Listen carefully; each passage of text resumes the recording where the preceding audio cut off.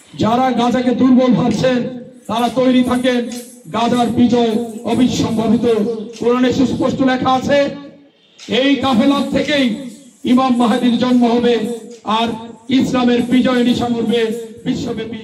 গাজা ও রাফায় Israeli বাহিনীর বর্বরোচিত হত্যাযজ্ঞের প্রতিবাদে নেত্রকোনার কবি লেখকরা কালো বেজ ধারণ ও অবস্থান কর্মসূচি পালন করেছে। আজ মঙ্গলবার বিকেল ৫টা থেকে সন্ধ্যা ৬:৩০ পর্যন্ত নেত্রকোনা পৌর শহরের মুক্তারপাড়াস্থ বকুলতলা চত্বরে নেত্রকোনা সাহিত্য সমাজের আয়োজনে খালেদা চৌধুরী মুক্তমঞ্চে এই কর্মসূচি পালিত হয়। নেত্রকোনার কবি লেখকদের কালো বেজ ধারণ ও অবস্থান কর্মসূচি শীর্ষক এই আয়োজনে সভাপতিত্ব করেন কবি এনামুল হক পলাশ। সঞ্চালনায় ছিলেন নেত্রকোনা সাহিত্য সমাজের সাধারণ সম্পাদক কবি তানভীর জাহান চৌধুরী। কেবল তুমি রক্ষা করতে পারো বিশ্ব মানবতা নির্বিকার হয়ে আজ যে হত্যাযজ্ঞকে সমর্থন করছে। বলবো কেন এই নীরবতা, কেন এই গাজার উপর বর্বরোচিত হত্যা, আমরা এটা বুঝে উঠতে পারিনি।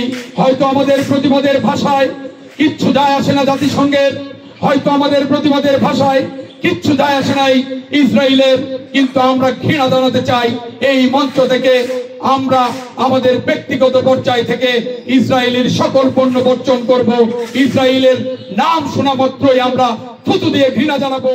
কর্মসূচিতে সংহতি প্রকাশ করেন সাহিত্য সমাজের সভাপতি ও জেলা প্রেস ক্লাবের সাধারণ সম্পাদক ম কিবরিয়া চৌধুরী হেলিম। কর্মসূচিতে বক্তব্য রাখেন কবি ও লেখক ননীগোপাল সরকার, লেখক ও চিন্তক আনোয়ার হাসান, প্রাবন্ধিক স্বপন পাল, উদীচীর সভাপতি মুস্তাফিজুর রহমান ও সম্পাদক মোহাম্মদ আলমগীর, প্রাবন্ধিক পল্লব চক্রবর্তী, কবি কামাল হোসাইন, কণ্ঠশিল্পী সাদমান পাপ্পু, ছড়াকার মৃণাল কান্তি চক্রবর্তী, কবি আনিসুর রহমান বাবুল, বিপ্লবী ওয়ার্কার্স পার্টির সজীব সরকার, কবি শুক্রান খান, কবি দেবব্রত দাস, কবি হেপি সরকার, কবি ইউসুফ খান, কবি তানভিয়া আজিম এবং উপজেলা ছাত্রদলের সদস্য সচিব গোলাম রাব্বি।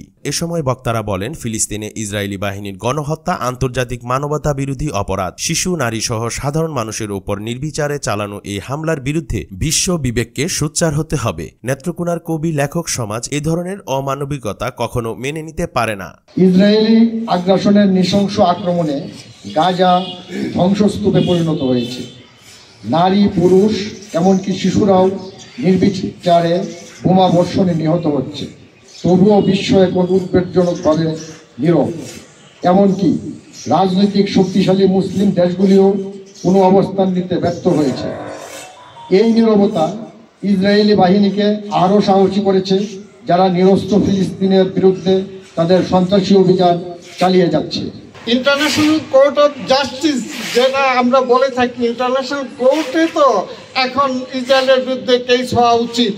আজকে হিউম্যান রাইটস নীরব, জাতিসংঘ নীরব, এই মুরলেরা বসে বসে তামাশা দেখছে আর এরকম মরণপুরি করে তুলেছে ইসরায়েলকে। অথচ এখানেই এই প্যালেস্টাইনকে, এই প্যালেস্টাইনই এসেছিলেন নবী রাসূলগণ, যুগে যুগে এসেছেন। এটা পুণ্যভূমি। এখানে আল আকসা মসজিদ আছে, যেখান থেকে মহানবী মেরাজে গিয়েছিলেন। তো সেই পবিত্র জায়গাটিতে আজকে যে রক্তক্ষরণ হচ্ছে, 1,70,000 মানুষের যে বাসস্থান গাজা, সেই গাজার থেকে তারা ভিটে বাড়ি থেকে উচ্ছেদ হয়েছে। ইরান বলেন, সৌদি আরব বলেন, জর্ডান বলেন, সব লেবানন ধরে সব শক্তিশালী রাষ্ট্র, কিন্তু কেন তারা নীরব? এই বিশ্ব মুসলিম কেন নীরব? সবাই না, কয়েকটা রাষ্ট্র যদি একত্র হতো তাহলে এই ধ্বংসযজ্ঞ চালাতে পারতো না। আসলে যারা এই হত্যাকাণ্ড চালিয়েছে তারা কি মানুষ কিনা সেই প্রশ্ন রাখবো। কারণ সারা বিশ্ব যখন একত্রিত হচ্ছে তাদের যুদ্ধ তখনও থামাচ্ছে না। আমরা আমাদের জায়গা থেকে, স্বস্ব জায়গা থেকে যুদ্ধ চালিয়ে যাব। যদি সম্ভব হয় আমরা যুদ্ধে যোগ দেব। আমাদের ছোট ছোট শিশুরা মারা যাচ্ছে, আমাদের নারীরা মারা যাচ্ছে। গাজায় কোনো হাসপাতাল নেই, গাজায় কোনো শিক্ষা প্রতিষ্ঠান নেই। অর্থাৎ একটা শহরকে ধ্বংসস্তূপে পরিণত করেছে ইসরায়েল। আজকে যেভাবে ধ্বংসযজ্ঞ চালাচ্ছে, সেই জায়ানবাদ ইসরায়েল ধ্বংস হোক, এবং এই ইসরায়েলকে যারা মদদ দিচ্ছে মানুষ হত্যার, গণহত্যার, সেই সাম্রাজ্যবাদ ধ্বংস হোক। যুদ্ধের নামে যেভাবে বেসামরিক মানুষকে যেভাবে হত্যা করা হচ্ছে, তা চরম মানবাধিকার লঙ্ঘন। এবং সেই মানবাধিকার লঙ্ঘনের পরেও যারা আজকে মানবাধিকারকে যারা নিশ্চিত করার জন্য খবরদারি করে বেড়ায় তারা নিশ্চুপ, তারা হয়তোবা তারা এটার পিছনে তারা নিজেরা ইন্ধন দিচ্ছে। আমরা কিছুদিন আগে দেখেছি যুদ্ধবিরতির মাঝেও গাজায় কি বিভৎস সেই হত্যাযজ্ঞ, সেই হত্যাযজ্ঞের ফল আজকে আমরা ভোগ করছি এবং গাজাকে তারা নিশ্চিহ্ন করে যাচ্ছে। আমার এই মুহূর্তে কবি জীবনানন্দ দাশের কবিতার একটা লাইন আমার খুব মনে পড়ছে। এশিয়া দুলুয়াজ বেবিলন ছাই হয়ে আছে। গাজা যে এরিয়াটা, অঞ্চলটা, এটা এশিয়া এবং বেবিলন এই অঞ্চল। এশিয়া দুলুয়াজ বেবিলন ছাই হয়ে আছে। এই যে ধ্বংসযজ্ঞ পৃথিবীতে এটা নতুন নয়।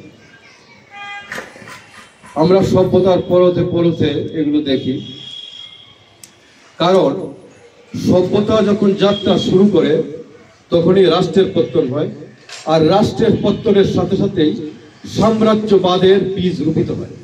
আমাদের ভেতরের যে কান্না, আমাদের ভেতরের যে বিক্ষোভ, আজকে আমরা এখানে তা প্রকাশ করছি এই গণহত্যার বিরুদ্ধে। আমরা ঘৃণা জানাই যারা এই গণহত্যা চালাচ্ছে, আমরা প্রতিবাদ জানাই। আয়োজনে কবিতা পাঠ, গান ও প্রতিবাদী আবৃত্তির মাধ্যমে ফিলিস্তিনের জনগণের পাশে থাকার বার্তা দেওয়া হয়। গাজা ও রাফায় শিশুদের রক্তে রাঙা মাটি আজ মানবতার লজ্জা। ইসরায়েলের এই বর্বরোচিত গণহত্যার বিরুদ্ধে আমাদের এই প্রতিবাদ চলবে। গাজা এখন এক রক্তাক্ত শিশুর কান্নার নাম। এই নির্যাতনের বিরুদ্ধে নীরব থাকা মানে মানবতাকে নিজের হাতে খুন হতে দেখা। আমরা ফিলিস্তিনের পাশে আছি, হৃদয় দিয়ে থাকবো।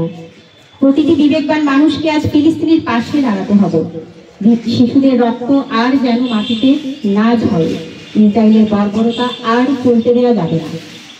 এই গণহত্যার বিরুদ্ধে বিশ্ববাসী সোচ্চার হোক। ফিলিস্তিন জিন্দাবাদ। আমি চিৎকার করে কাঁদিতে চাহিয়া করিতে পারি চিৎকার। আমি চিৎকার করে কাঁদিতে চাহিয়া করিতে পারি চিৎকার। বুকের ব্যথা বুকে চাপায় নিজেকে দিয়েছি ধিক্কার। বুকের ব্যথা বুকে চাপায় নিজেকে দিয়েছি ধিক্কার। একজন ইমাম মাহাদির আশায় আমরা আছি, তার আগামীর একজন লোক আছি, যুক্ত হলো জিয়াদ ফরজ হয়ে গেছে। আল্লাহু আকবার।